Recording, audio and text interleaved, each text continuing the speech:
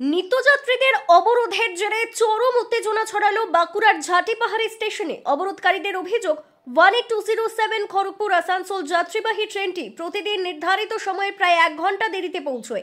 এমনকি ওই সময় মালগাড়ি যাতায়াতের সুযোগ করে দেওয়া হলেও যাত্রীবাহী ট্রেন চলাচলের সুযোগ নেই। ফলে এই অবস্থায় ট্রেনে যাতায়াতকারী নিত্যযাত্রীদের প্রতিদিন দেরি হওয়ায় কর্মক্ষেত্রে নির্ধারিত সময়ের মধ্যে পৌঁছতে না পেরে মাথা নিচু করে সেখানে তাদের ঢুকতে হয় বলে তারা দাবি করেন।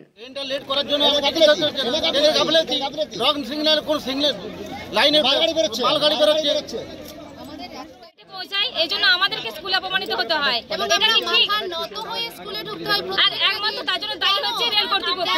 আমাদের রেলেও আসতে পারতাম, কিন্তু আমরা আগের ট্রেনে কেন আসি? যাতে আমরা আগে পৌঁছাতে পারি। আর আরেকটা ব্যবস্থা, আমরা যাই আরো অনেক দূরে, এই ট্রেনটা যাবে আসানসোল, কোনোদিন কখনো মেল তো ম্যাক্সিমাম ডেতেই দেওয়া হয় না। আমরা যদি এর প্রতিবাদ করতে যাই, তার বিনিময়ে আমাদেরকেও সেখানেও হেনস্থা হতে হয়, সেখানেও বাজেভাবে আমাদের সাথে কথা বলা হয়। কেন?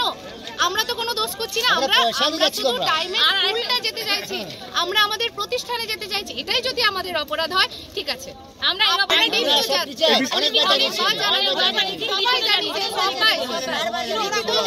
ধন্যবাদ করেননি। মঙ্গলবার এই অবরোধের জেরে ঝাটিপাহাড়ি স্টেশনে দীর্ঘক্ষণ আটকে পড়ে 18207 খড়গপুর আসানসোল ট্রেনটি। চরম সমস্যায় পড়ে রেল যাত্রীরা। পরিস্থিতি সামাল দিতে অবরোধস্থলে আসেন রেলের উচ্চপদস্থ আধিকারিকরা। তাদের কাছেও অবরোধকারীরা সঠিক সময়ে ট্রেন চলাচলের দাবি জানান।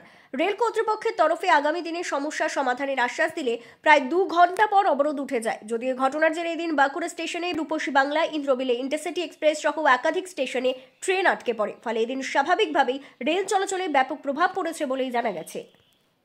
এ বিষয়ে ঘটনাস্থলে উপস্থিত এক রেল আধিকারিক সাংবাদিকদের প্রশ্নের উত্তরে কিছুই বলতে চাননি। যা বলার পর ঊর্ধ্বতন কর্তৃপক্ষ বলবেন বলে তিনি জানান। আমার কম্পিটেন্ট অথরিটি বাইরে কি আছে, রেল অবরোধ হয়েছে, কিন্তু বাইকটা যার অথরিটি নেই, আমার কম্পিটেন্ট অথরিটি আছে, উনি বলুন। ব্যুরো রিপোর্ট, দক্ষিণ বাঁকুড়া দর্পণ, ঝাটিপাহাড়ি।